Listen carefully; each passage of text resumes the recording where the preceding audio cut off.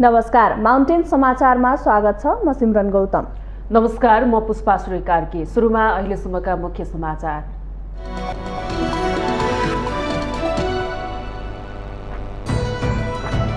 नारायणहिटी परिसरमा बतास समूहलाई रेस्टुरेन्ट बनाउन दिँदा संग्रहालयकै कर्मचारीको संलग्नता देखिएको छानबिन समितिको प्रतिवेदन। संलग्न कसैलाई पनि नछोड्ने पर्यटन मन्त्री आलेको प्रतिबद्धता। सत्तारूढ गठबन्धनले स्थानीय तहको निर्वाचन नगराउने षड्यन्त्र गरिरहेको एमाले अध्यक्ष ओलीको आरोप। स्थानीय तहलाई जनप्रतिनिधिविहीन बनाएर पङ्गु बनाउन खोजेको जिकिर। नेकपा एकीकृत समाजवादीद्वारा भारतले लिपुलेक क्षेत्रमा गरेको सडक विस्तारप्रति आपत्ति। नेपालको राष्ट्रिय स्वाधीनता र भौगोलिक अखण्डताको उल्लङ्घन भएको ठहर। नेपालको एकीकरणकर्ता पृथ्वीनारायण शाहको आज 300औं जन्म जयन्ती। पृथ्वी जयन्ती तथा एकता दिवसका रूपमा विभिन्न कार्यक्रम गरी मनाइँदै। आजदेखि काठमाडौँ उपत्यकामा 12 देखि 17 वर्ष उमेरका बालबालिकालाई कोरोना भाइरस विरुद्धको खोप लगाइँदै। फाइजर र मोडर्ना मध्ये जुनसुकै खोप लगाउन सकिने। इन्धनको मूल्य वृद्धिको विरोधमा सुरु भएको प्रदर्शनले उग्र रूप लिँदा काजाखस्तानमा मृत्यु हुनेको संख्या बढ्दो। विरोध दबाउन सरकारले रुससँग सैन्य सहयोग लिँदा परिस्थिति झन बिग्रदो। र अफ्रिका कप अफ नेसन्स फुटबलमा मोरक्कोको विजयी सुरुवात। मोरक्कोसँग घाना 1-0 गोल अन्तरले पराजय।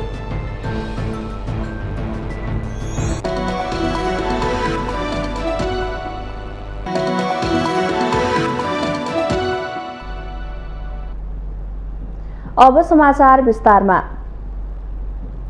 बतास समूहले नारायणहिटी परिसरमा बन्न लागेको रेस्टुरेन्टको विषयमा छानबिन गर्न बनेको समितिले 7 बुँदे सुझाव तथा निष्कर्ष निकालेको छ। समितिको प्रतिवेदनमा बतास समूहको बदमाशीमा संग्रहालय कर्मचारीको संलग्नता देखिएको जनाइएको छ। प्रतिवेदन सार्वजनिक गर्दै पर्यटन मन्त्री प्रेम आलेले यो प्रकरणमा संलग्न कसैलाई पनि नछोड्ने प्रतिबद्धता व्यक्त गर्नुभएको छ। नारायणहिटी दरबार संग्रहालयभित्र बन्न लागेको रेस्टुरेन्टको विषयमा छानबिन गर्न गठित समितिको निष्कर्षले संग्रहालय समितिप्रति पनि प्रश्न उठाएको छ।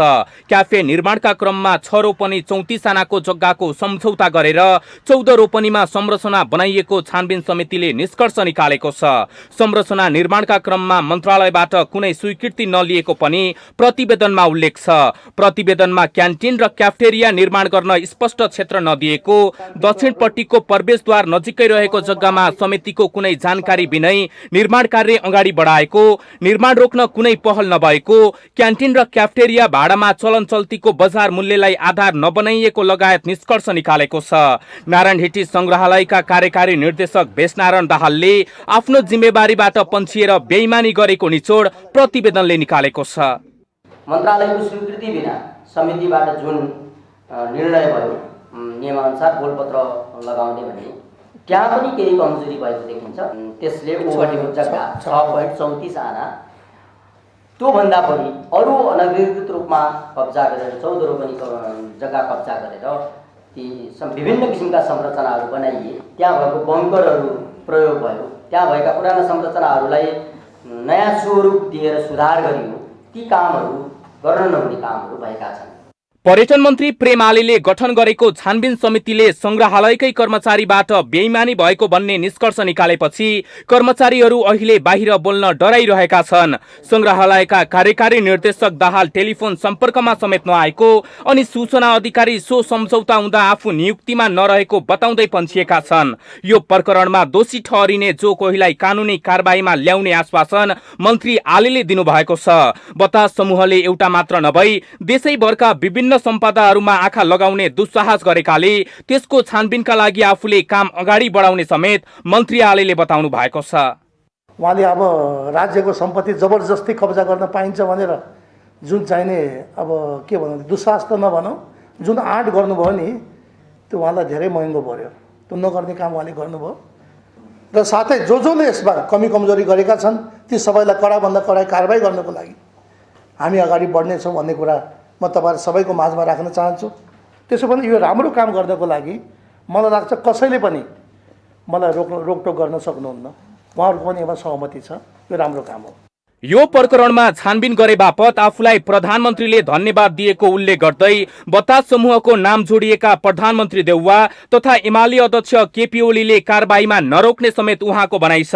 तर आफू सम्झौता बमोजिम चलेकोमा सरकारले अनावश्यक हस्तक्षेप गर्दै नोक्सान गराएको भन्दै बतास समूहका अध्यक्ष आनन्द बतासले मुद्दा दर्ता गर्ने बताएका छन्। यस्तोमा नारायणहिटी प्रकरण र बतास समूह संलग्न अन्य आयोजनाहरूलाई रोक्न सम्भव छ या छैन, यसले मन्त्री आलेको क्षमता परीक्षण समेत गर्नेछ। माउन्टेन टेलिभिजन एचडीका लागि सुजन चालिसेको रिपोर्ट।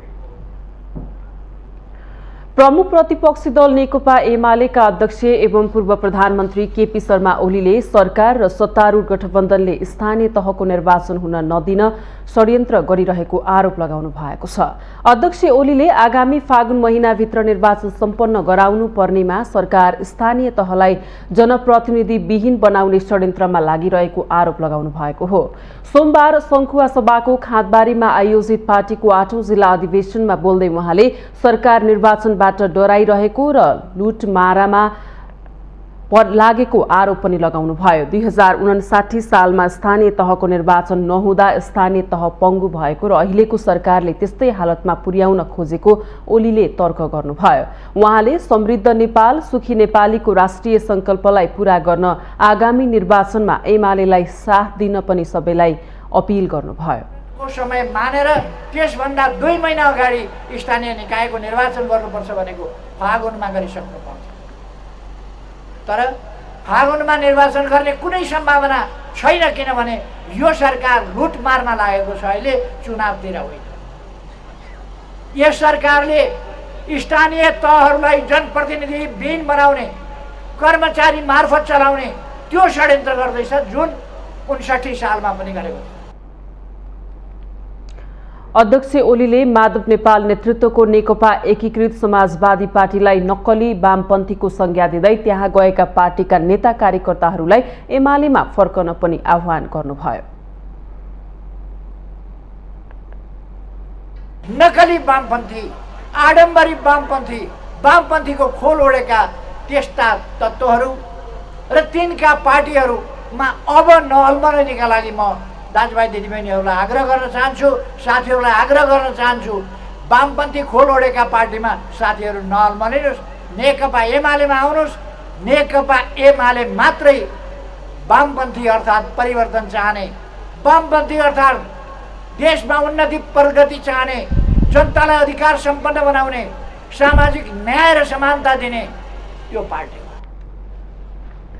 कार्यक्रममा बोल्दै नेकपा एमालेका उपाध्यक्ष विष्णु पौडेलले मुलुकको विकास र समृद्धिको अभियानलाई तीव्रता दिन एमालेलाई आगामी निर्वाचनमा नेपाली जनताले एकल बहुमत दिने दावी गर्नुभयो। अन्य दलहरूले गठबन्धन गरेर आए पनि आगामी निर्वाचनमा एमालेलाई हराउन नसक्ने उहाँको दावी थियो। नेकपा एमालेसँग एक्लै लड्ने हिम्मत भएकाहरूले, एक्लै लड्ने आँट गर्नेहरूले एक्लै लडे पनि हुन्छ। जोसँग एक्लै लड्ने आँट छैन, गठबन्धन बनाएर लडे पनि हुन्छ। तर आउने निर्वाचनमा नेकपा एमालेको नसिबमा विजय लेखेको छ, चाहे एक्लै आउँ वा गठबन्धन बनाएर आउँ। कार्यक्रममा कांग्रेस, माओवादी केन्द्र, राष्ट्रिय प्रजातन्त्र पार्टी छाडेर आएका जिल्ला तहका नेताहरूलाई अध्यक्ष ओलीले पार्टीमा स्वागत गर्नुभएको थियो।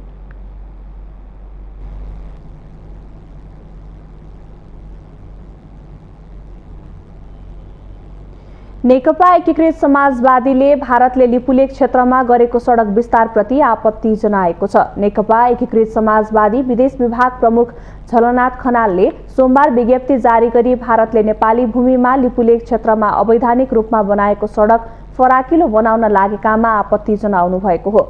विज्ञप्तिमा लिपुलेक, कालापानी र लिम्पियाधुरा क्षेत्र नेपालको सार्वभौम भूमि हो भन्ने कुरा भारत सरकारलाई थाहा भएको उल्लेख छ।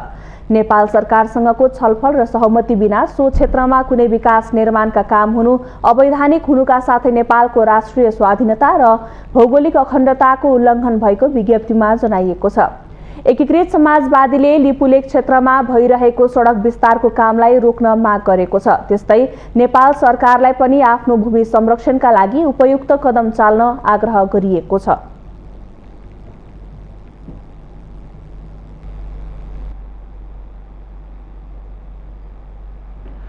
शिक्षा विज्ञान तथा प्रविधि मन्त्रालयले माघ 15 गतेसम्म विद्यालय बन्द गर्ने निर्णय गरेको छ। कोरोना संक्रमणको दर बढेसँगै आइतबार कोभिड-19 संकट व्यवस्थापन समन्वय केन्द्र सीसीएमसीले माघ 15 गतेसम्म विद्यालय बन्द गर्न सरकारलाई दिएको सिफारिस गरे अनुसार विद्यालय बन्द गर्न लागि हो। शिक्षा विज्ञान तथा प्रविधि मन्त्रालयका प्रवक्ता दीपक शर्माले माघ 15 गतेसम्म देशभरका सबै आधारभूत र माध्यमिक विद्यालय बन्द गर्न मन्त्रालयले सूचना जारी गर्ने बताउनुभयो। उहाँले बिदाको अवधिमा पनि सिकाइ सहजीकरण निर्देशिका 2077 अनुसार विद्यालयहरूले अनलाइन माध्यमबाट पठन पाठन जारी राख्नुपर्ने पनि बताउनुभयो। विद्यालयहरूले अनलाइनबाट अथवा अरू माध्यमबाट जुन हाम्रो सिकाइ सहजीकरण निर्देशिका 2077 छ त्यो अनुसार विद्यार्थीका सिकाइ क्रियाकलापहरू जारी राख्नु पर्दछ। उहाँले राख्न सक्नुहुन्छ। त्यो निर्देशिका पहिले पनि हामीले पठाइसकेका छौँ।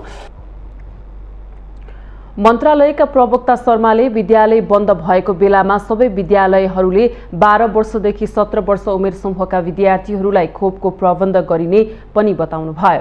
विश्वविद्यालयको परीक्षाहरू भने सञ्चालन हुने उहाँले स्पष्ट पार्नुभयो। वार्षिक परीक्षा सेमेस्टर परीक्षा जुन छ त्यो चाहिँ नि भौतिक दूरी कायम गरेर मास्क सेनिटाइजर प्रयोग गरेर जेड आकारको बसाइको सिट प्लान गरेर चलाउने भन्ने छ। यी कुराहरू लगायत अरू विषयहरू हामीले चाहिँ सार्वजनिक सूचना गर्छौँ। विद्यालय बन्द भएको बेलामा खोपलाई अभियानको रूपमा सञ्चालन गरिने उहाँले बताउनुभयो।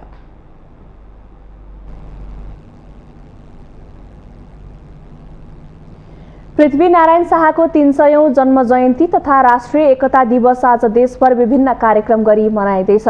पृथ्वी जयन्तीको अवसरमा आज सिंहदरबार पश्चिम मूलद्वारमा अवस्थित पृथ्वीनारायण शाहको शालिगमा माल्यार्पणको कार्यक्रम राखिएको छ। सर्वसाधारणका साथै राजावादी संघ संस्थाहरूले शालिगमा माल्यार्पणको कार्यक्रम राखेका छन्। आजै पूर्व राजा ज्ञानेन्द्र शाह पनि शालिगमा माल्यार्पणका लागि मध्याह्न सिंहदरबार जाने कार्यक्रम रहेको छ। यस्तै राष्ट्रिय प्रजातन्त्र पार्टी राप्रपाले आज देशभर विशेष कार्यक्रम राखेको छ। विक्रम सम्वत 1779 पुस 27 गते गोर्खामा जन्मिएका पृथ्वीनारायण शाहले ससाना राज्यलाई एकीकरण गरी आधुनिक नेपाल निर्माण गरेका थिए। तत्कालीन नेपालको अवस्थालाई विश्लेषण गर्दै पृथ्वीनारायण शाहबाट भएको दिव्योपदेश अहिले पनि उत्तिकै सान्दर्भिक रहेको भनी दूरदृष्टि व्यक्तिका रूपमा उनको सर्वत्र प्रशंसा हुँदै आएको छ। शाहको जन्मदिन पुस 27 गतेलाई राष्ट्रिय एकता दिवसका रूपमा घोषणा गर्न र बिदा दिन माग हुँदै आएको छ। तर सरकारी स्तरमा भने बिदाको घोषणा गरिएको छैन। यद्यपि केही स्थानीय तहहरूले भने बिदा दिएका छन्।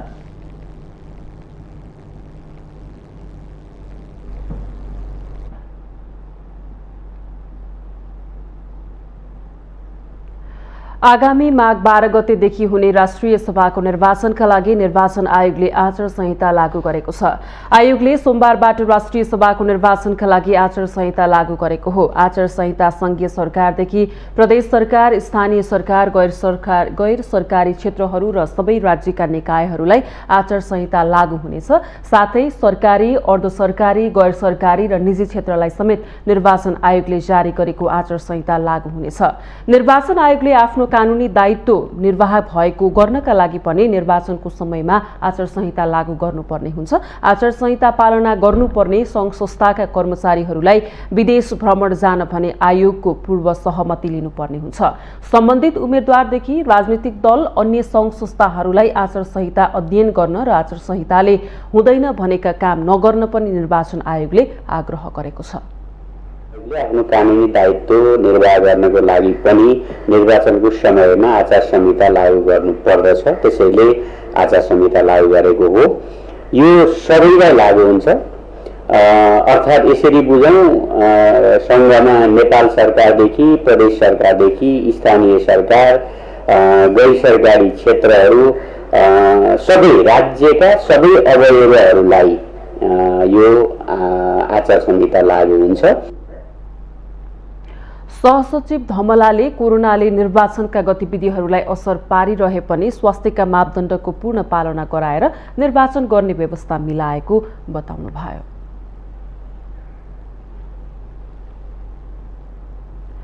माउन्टेन समाचारमा पालो भएको छ विश्रामको।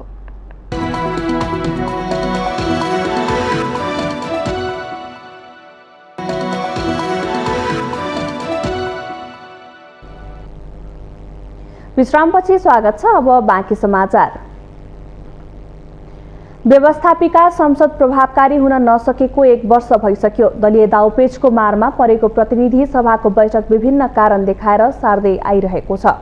संसदको गतिरोध हटाउनका लागि पछिल्लो समय प्रधानमन्त्री शेरबहादुर देउबा आफै सक्रिय हुनुभएको छ। उहाँले संसदको गतिरोध अन्त्य गर्ने प्रयासमा प्रमुख प्रतिपक्ष दलका अध्यक्ष केपी शर्मा ओलीलाई समेत भेटिसक्नु भएको छ। तर एमाले संसद सहज रूपमा सञ्चालन गर्न दिने पक्षमा अझै देखिएको छैन। जनसरकारका विषय उठाउने र सरकारलाई जवाफदेही बनाउने थलो संसद प्रभावहीन भएको लामो समय भइसकेको छ। प्रमुख प्रतिपक्ष दल नेकपा एमाले गत भदौ 23 देखि निरन्तर अवरोध गरिरहेको कारण संसद अवरोध भइरहेको छ। यसबाट महत्त्वपूर्ण विधेयकहरू अलपत्रमा परेका छन्। निरन्तर संसद अवरुद्ध हुँदा जनताका मुद्दा उठाउन सांसदहरूले नपाएको भन्दै सदन सुचारू गर्न सहयोगका लागि सभामुखको आग्रह समेत सफल भएको छैन। निरन्तर संसद अवरोध हुँदा यसले दीर्घकालीन असर पर्न सक्ने कानुनविदहरूको भनाइ छ। ओलीजी कहाँ हिजो अस्ति उहाँ चाहिँ यही एमसिसीको विषयमा लगायत यो संसद चाहिँ अब चाहिँ खुलाउनको लागि चाहिँ उहाँ ओलीजीका पनि जानुभएको थियो। त्यसले गर्दाखेरि चाहिँ अब यो संसद अवरुद्ध भयो भने त धेरै असर पर्छ। के असर पर्छ त भन्दाखेरि भोलि कानुन निर्माण गर्नेदेखि लिएर हरेक चाहिँ के छ भने कानुनका विषयहरू चाहिँ पेश भइरहेको हुन्छ, त्यो चाहिँ पास हुन सक्दैन। त्यसले गर्दाखेरि के छ भने यो त जनतामा प्रत्यक्ष रूपमा असर पर्न जान्छ। त्यसले गर्दाखेरि यो संसद चाहिँ खुलाउनुपर्छ। निरन्तर अवरोध भएको संसदलाई सुचारू गर्नका लागि पछिल्लो समय प्रधानमन्त्रीको सक्रियता बढेको छ। संसद सुचारू गर्नका लागि देउवाले ओलीलाई निवासमै गएर भेटे तापनि त्यसले एमाले आफ्नो अडानमा यथावत छ। आफूले कारबाही गरेका 14 जना सांसदलाई संसदबाटै कारबाही नगरेसम्म अवरोध नहट्ने एमालेको अडान छ। एमाले संसद चल्न दिएन भन्ने कुराको एउटा गीत गाएर चाहिँ जनताका बिचमा भ्रम सिर्जना गर्न चाहन्छ। त्यस अर्थमा म के भन्छु भन्दाखेरि चाहिँ ऊ अहिले चाहिँ संसद चलाउन खोजिया छ भन्ने हाम्रो बुझाइ पनि छैन। ऊ एक प्रकारले चाहिँ नेकपा एमालेका कारणले संसद चल्न सकेन भन्ने नाममा चाहिँ आफ्नो स्वेच्छाचारी शासन लम्ब्याउने कुरामै रुचि राखिरहेको छ भन्ने मलाई लाग्छ। हुन त एमालेको विरोधका बीच सरकारले बजेट ल्याउनेदेखि अरू अत्यावश्यक काम गर्दै आइरहेको छ। तर संसदमा अहिले पनि 50 भन्दा बढी विधेयक विचाराधीन छन्। संसदमा उठाउनै पर्ने जनताका मुद्दा यथावत छन् भने जनचासोका ती विषयले प्रवेश नै पाउन सकेका छैनन्। आफूले गरेको संसद विघटन सही साबित गर्न एमाले संसदलाई असफल बनाउन खोजेको सत्तापक्षको बुझाइ छ। विभिन्न जनताका विषयहरू विधेयक मार्फत अगाडि सार्नुपर्ने बेलामा जे भइरहेको छ, रस्सी जल गई बल नै गई भन्छन् नि, त्यो देखाइराखेको एमालेलाई नैतिकता पनि होइन। स्वाभाविक रूपले हामीले जनताका मतद्वारा निर्वाचित भएका कारणले जनतासँग जोडिएका विषयका निम्ति अगाडि जान दिनुपर्छ। एमाले जे माग राखेर विरोध गरिरहेको छ त्यो विषय भने सर्वोच्चमा विचाराधीन छ।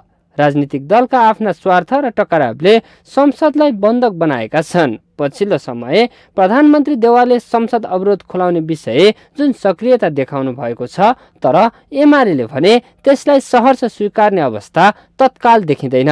माउन्टेन टेलिभिजन एचडी का लागि बटुकराज गिरीको रिपोर्ट। अर्थमन्त्री जनार्दन शर्माले बैंकहरूले संकटको समयमा पनि मुनाफा कमाउन मात्रै ध्यान दिएको आरोप लगाउनु भएको छ। सोमबार बैंक तथा वित्तीय संस्था परिसंघ सिभिनको दोस्रो वार्षिक साधारण सभामा बोल्दै अर्थमन्त्री शर्माले कोरोना महामारीको संकटमा समेत बैंकहरूले मुनाफा कमाउन मात्रै ध्यान दिएको आरोप लगाउनु भएको हो। मन्त्री शर्माले संकटको समयमा पनि बढी नै नाफा कमाउनु पर्छ भन्ने मानसिकता राख्न नहुने बताउनु भयो। बैंकहरू जनताको निक्षेपमा मात्रै भर नपरी संकटको बेला सबै बस्न सक्ने उपायहरू पनि अपनाउन जरुरी रहेको बताउनु भयो। उहाँले बैंकहरूले संकटको समयमा पनि उद्योगी व्यवसायीहरूलाई मार पर्ने गरी 8% बाट 11% पुर्याउन राम्रो नभएको गुनासो गर्नुभयो। नेपालमा संकटको अवस्थामा पनि बढी नाफा लिनुपर्छ भन्ने प्रवृत्ति मुख्य समस्या रहेको, त्यसको अन्त्य गर्न जरुरी रहेको बताउनु भयो। मन्त्री शर्माले उद्योगको व्यवसायी र बैंकर्स छुट्याउन गाह्रो भएको टिप्पणी गर्नुभयो। त्यस्तै नेपाल उद्योग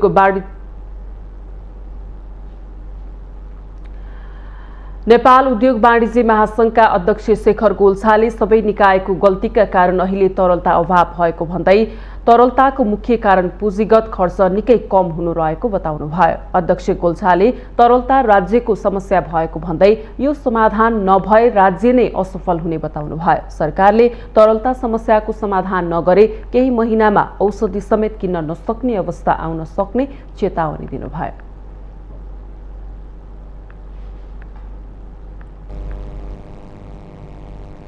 ऊर्जा जलस्रोत तथा सिंचाई मन्त्री पम्फा भुसालले सरकारले निजी क्षेत्रलाई विद्युत व्यापारको अनुमति दिने तयारी गरेको बताउनु भएको छ। सोमबार स्वतन्त्र ऊर्जा उत्पादकहरूको संस्था नेपालले काठमाडौँमा आयोजना गरेको नेपाल पावर मार्केट समिटलाई सम्बोधन गर्दै मन्त्री भुसालले अन्तर्देशीय विद्युत व्यापारमा सहयोग पुर्याउन सरकारले निजी क्षेत्रलाई विद्युत व्यापार अनुमति दिने तयारी गरेको बताउनु भएको हो। सरकारले नेपाल विद्युत व्यापार कम्पनीलाई अन्तर्देशीय विद्युत व्यापारको लागि अनुमति दिइसकेको पनि उहाँले बताउनुभयो। निजी क्षेत्रलाई विद्युत व्यापारको अनुमति दिने सम्बन्धी कार्यविधि ड्राफ्ट गरिरहेको उल्लेख गर्दै उहाँले सरोकारवाला निकायहरूसँग पनि छलफल गरिने बताउनुभयो। हालै सरकारले नेपाल विद्युत व्यापार कम्पनीलाई अन्तर्देशीय विद्युत व्यापारको अनुमति प्रदान गरेको छ। करिब 2 हप्ता अगाडिको क्याबिनेटबाट हामीले यो निर्णय गरेका छौँ। मन्त्रालय अन्तर्देशीय विद्युत व्यापारमा सहयोग पुगोस् भनेर निजी क्षेत्रलाई पनि विद्युत व्यापारका लागि अनुमति दिने तयारीमा छ। मन्त्रालय हामी कार्यविधिको ड्राफ्ट गरिराखेका छौँ।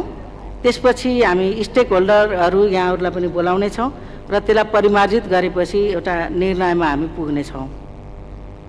मन्त्री भुसालले सरकारको पहिलो प्राथमिकता विद्युत खपतलाई वृद्धि गर्दै लैजानु भएको बताउँदै देशको समृद्धिका लागि विद्युतको उत्पादन र खपत वृद्धि गर्नुपर्नेमा जोड दिनुभयो। देशको प्रति व्यक्ति विद्युत खपत न्यून रहेकाले कम्तीमा प्रति व्यक्ति विद्युत खपत 700 युनिट पुर्याउनु पर्ने उहाँले बताउनुभयो। राखेको समाजवादको लक्ष्य प्राप्तिका लागि देश आर्थिक रूपमा समृद्ध हुनु अपरिहार्य छ। विद्युत आर्थिक विकासको लागि कच्चा पदार्थ पनि हो, तसर्थ हामीले चाहेको समृद्धिका लागि विद्युत उत्पादन र खपत वृद्धि गर्दै लैजानु पर्दछ। हाम्रो देशको प्रति व्यक्ति विद्युत खपत न्यून रहेको छ। यसलाई कम्तीमा प्रति व्यक्ति विद्युत खपत 700 युनिट पुर्याउनु पर्नेछ। यसका लागि हाम्रो आन्तरिक विद्युत खपत करिब 5000 मेगावाट पुर्याउनु पर्दछ। विद्युत खपतलाई वृद्धि गर्न सरकारले विद्युतीय चुल्होको प्रयोग र विद्युतीय सवारी साधनको प्रवर्धन गर्ने नीति लिएको मन्त्री भुसालले स्पष्ट पार्नुभयो। उहाँले बढी विद्युत खपत गर्ने उद्योग स्थापनाका लागि राष्ट्रिय तथा अन्तर्राष्ट्रिय स्तरका निजी क्षेत्रलाई आह्वान गरिरहेको बताउनुभयो।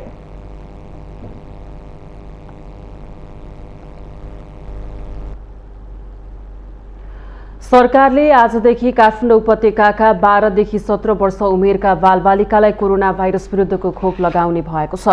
सोमबार स्वास्थ्य तथा जनसङ्ख्या मन्त्रालयले एक सूचना जारी गर्दै आजदेखि उपत्यकाका 3वटै जिल्लाका विद्यार्थीहरूलाई विद्यालयहरूमा खोप लगाउने जानकारी दिएको हो। उपत्यकाका यी 3 जिल्लाका केही स्थानीय तहमा भने केही दिन अघिदेखि नै खोप कार्यक्रम सुरु भइसकेको मन्त्रालयको सूचनामा उल्लेख छ। खोप कार्यक्रम सुरु नभएका स्थानमा आजबाट लगाइने मन्त्रालयले जनाएको छ। बालबालिकालाई फाइजर र मोडर्ना खोप लगाउने मन्त्रालयको भनाइ छ। बालबालिकाहरूलाई उमेर खुल्ने कागजात लिई तोकिएका खोप केन्द्रमा गई भिडभाड नगरी स्वास्थ्यका मापदण्ड पूरा गरी खोप लिन मन्त्रालयले आग्रह गरेको छ।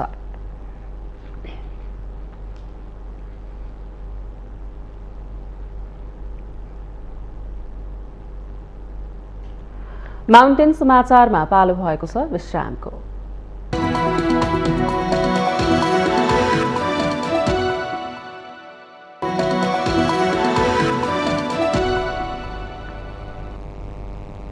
विश्रामपछि स्वागत छ। अब बाँकी समाचार।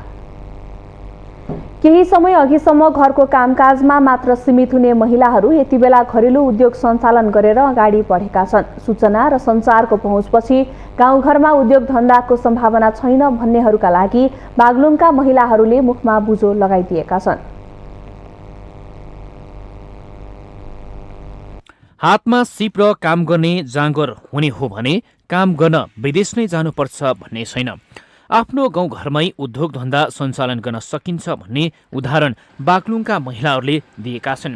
आफ्नै गाउँठाउँमा केही गर्नुपर्छ भन्ने उद्देश्यले घरेलुबाट तालिम लिएर बागलुङका महिलाहरूले होजियारी उद्योग सुरु गरेर उदाहरण प्रस्तुत गरेका हुन्। उनीहरूको उत्पादन स्कुलमा पढ्ने विद्यार्थीबाट नै खपत भइरहेको छ। आफ्नै खुट्टुमा उभिउँ केही गरौँ भन्ने मेरो चाहना हो। त्यो चाहनालाई बिस्तारै बिस्तारै मौका पनि पाइएन, पढाइ पनि कम भयो एउटा कुरा, दोस्रो कुरा तालिमहरू पनि नपाइने पहिला होइन। त्यसमा पछि मैले सङ्गम तथा परामर्श केन्द्र र अनि घरौलीको 7,000मा अनि मेडपा त्यसको 7,000मा गाउँमा तालिम उद्यमशीलता तालिमहरू लगाएको थियो। त्यति बेला मैले 7 दिने तालिम लिएँ। त्यहाँ बागलुङ नगरपालिकाभित्र 10 वर्षदेखि कुटानी पिसानी मिल स्थापना गरेर कोदो, फापर, मकैको पिठो लगायतका सामग्री तयार गरेर बिक्री वितरण गर्दै आएको र उत्पादन बागलुङ, पोखरा, चितवन, काठमाडौँमा मात्र नभई विदेशमा समेत पुग्ने गरेको अर्की महिला उद्यमीको भनाइ छ। व्यापार राम्रै छ। अहिले यो सामानहरू हाम्रो यो बुटोल भैरवा काठमाडौँतिर होइन अनि बाहिर विदेशतिरहरू पनि पठाइरहेको छु। राम्रो छ। यस मैले गरेको सञ्चालन गरेको 12 वर्ष भएको छ।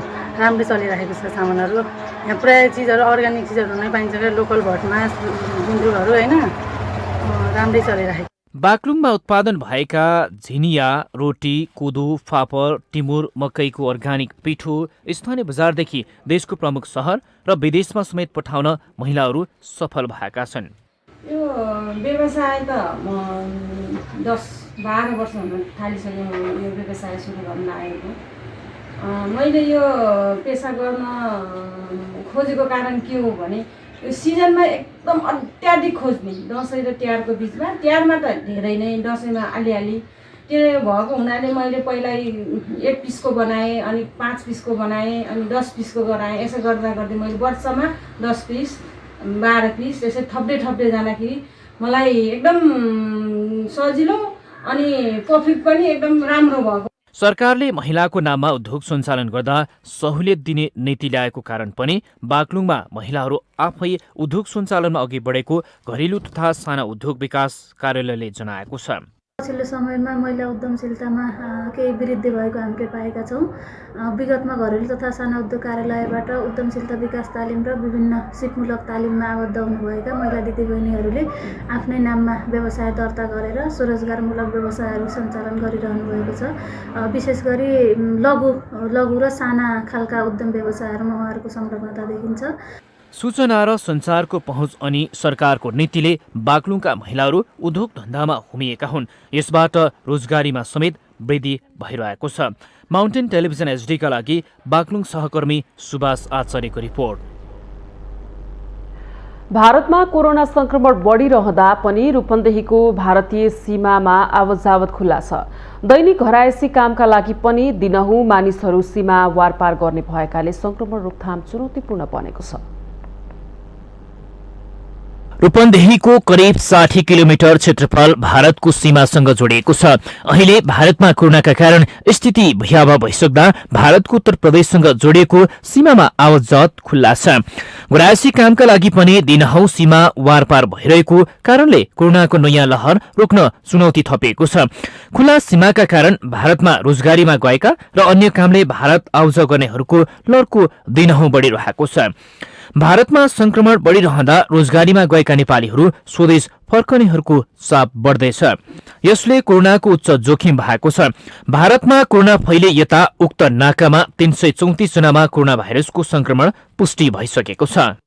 सबैजना एकदम सुरक्षित साथ आफ्नो सुरक्षा आफै गर्नुहोला। अहिले इन्डियाबाट आउने क्रम पनि एकदम बढी नै छ। दिल्लीमा लकडाउन भएसँगै नेपालमा भित्रिनेको सङ्ख्या एकदम बढी नै भएको छ। दिनमा 400-500 जना नेपाली हाम्रो दाजुभाइ दिदीबहिनीहरू नेपाल भित्रिनु भएको छ। उहाँहरूलाई पनि कोरोना पोजिटिभ नै भयो, पोजिटिभ देखिएको छ। लगभग 50% जति पोजिटिभ हुँदा हाम्रो नेपाल अलिकति भयावह स्थितिमा गइसकेको छ। सबैले सतर्कता अपनाउनु होला। पछिल्लो एक साता यता भारतबाट नेपाल फर्किने नेपालीको संख्या हत्तै बढेको छ। बेल्हिया स्थित हेल्थ डेस्कका अनुसार भारतमा पछिल्लो समय कोरोना संक्रमित फैलिए यता करिब 28,833 जना नेपाल प्रवेश गरेकाहरूको एन्टिजेन परीक्षण गरिएको छ। नाकामा कोरोना संक्रमित बढ्न थालेपछि प्रशासनले सुरक्षा सतर्कता बढाएको दावी गरेको छ। एन्टिजेन परीक्षण गर्ने, त्यो सँगसँगै उनीहरूलाई निगरानीमा राख्ने, पोजिटिभ आएका व्यक्तिहरूलाई आइसोलेसनमा राखेर त्यो अनुसार डेस्टिनेसनसम्म पुर्याउने व्यवस्था चाहिँ मिलाइआएका छौँ। त्यो सँगसँगै जनचेतनामा मूलक कार्यक्रमहरू सञ्चालन गर्ने, मास्कहरू सेनिटाइजेसनको व्यवस्थाहरू गर्ने, यात्रुहरूलाई त्यो मास्क बिना आएका यात्रुहरूलाई मास्कसहित मास्क वितरण गर्ने लगायतका कार्यक्रम गरेका छौँ। रूपन्देहीको बेल्हिया र ककरहवा नाकामा मात्र एन्टिजेन परीक्षण गरेर नेपाल प्रवेश गराउने गरिएको छ, तर अन्य नाकामा भने सतर्कता अपनाइएको छैन।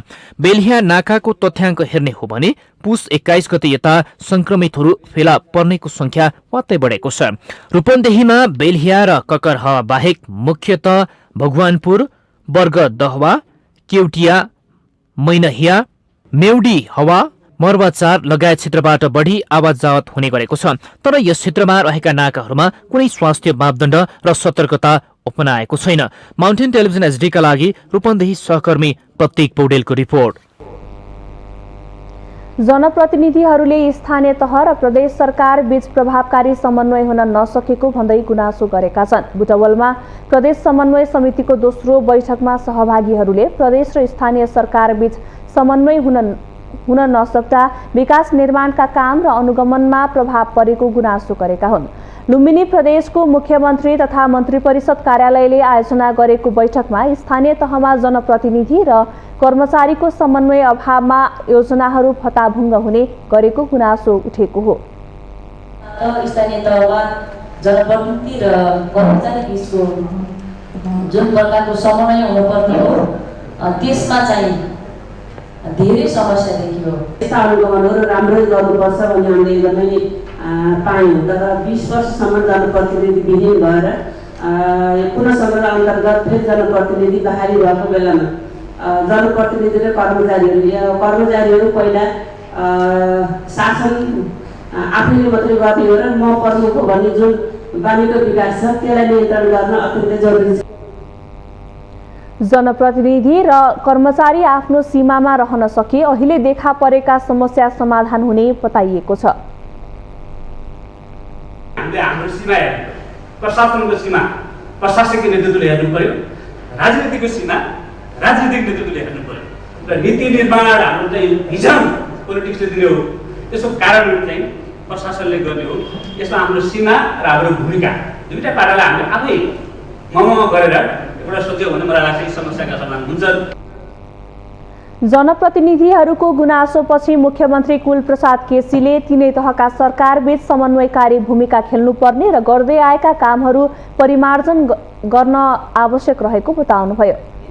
राष्ट्रिय कर्मचारी होस् या चाहिँ जनप्रतिनिधिले यो अभ्यासले यसको विकास र परिपूरक हुँदै सङ्घात्मक व्यवस्थालाई सही थियो नेपालको यो परिवर्तनमा भन्ने कुराको जस्टिफाई गर्ने संयन्त्र पनि हो। यसको चाहिँ कोर्डिनेसन गर्ने यो अवधारणाले सबैलाई एकरूपतामा बुझ्नका निम्ति र कार्यान्वयन गर्नका निम्ति मद्दत गर्छ भन्ने अर्थ नै हो। कार्यक्रममा मन्त्रालयका सचिव तथा स्थानीय तहका उपप्रमुखहरू सहभागी रहेका थिए।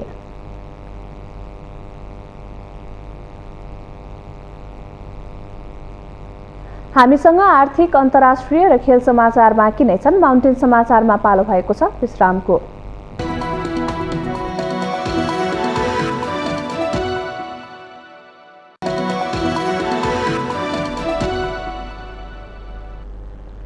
विश्रामपछि पुनः स्वागत छ। अब पालो आर्थिक समाचारको।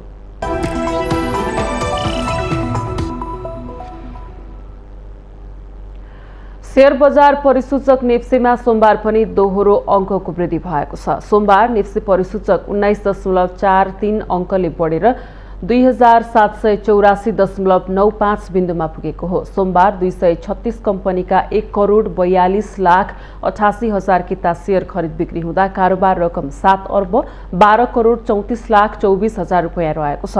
सोमबार मध्य भोटेकोशी जलविद्युत कम्पनी, युनियन हाइड्रो पावर र कर्पोरेट डेभलपमेन्ट ब्याङ्कको सेयर सकारात्मक सर्किट लेभलमा कारोबार भएको छ। त्यसै गरी खानीखोला हाइड्रो र हिमालयन ऊर्जाको सेयर मूल्य 8% भन्दा बढी बढेको छ। यता प्रभु सिलेक्टिभ फन्डको इकाइ मूल्य सर्वाधिक 3.17% ले घटेको छ।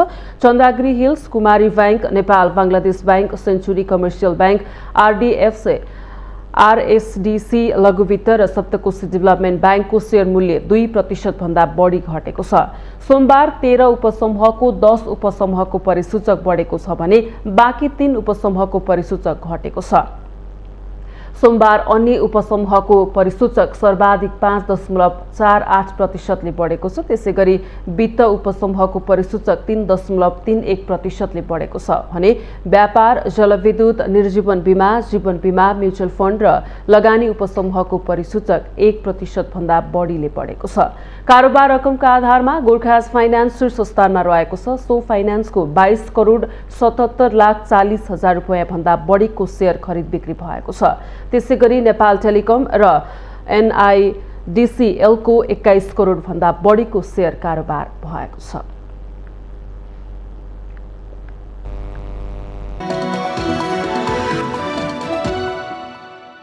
यो सँगै हामी माउन्टेन समाचारको अन्त्यमा आइपुगेका छौं। जाँदा जाँदै मुख्य समाचार पुनः एकपटक।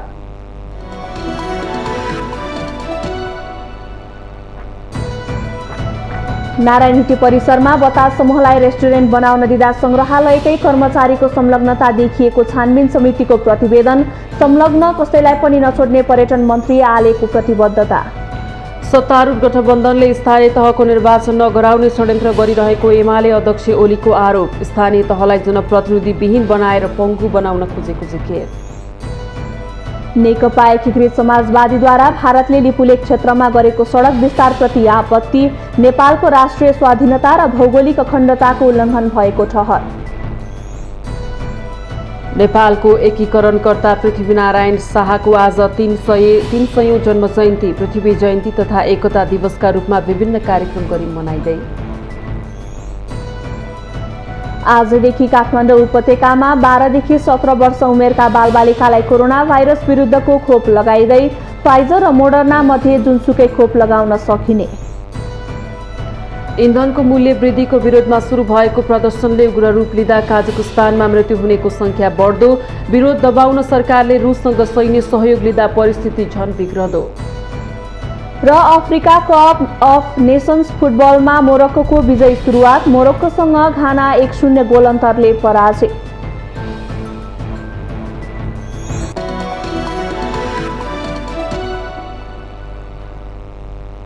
माउन्टेन समाचार अहिलेलाई सकियो। सत्य, तथ्य र निष्पक्ष समाचारका लागि हेर्दै गर्नुहोला माउन्टेन टेलिभिजन HD। नमस्कार।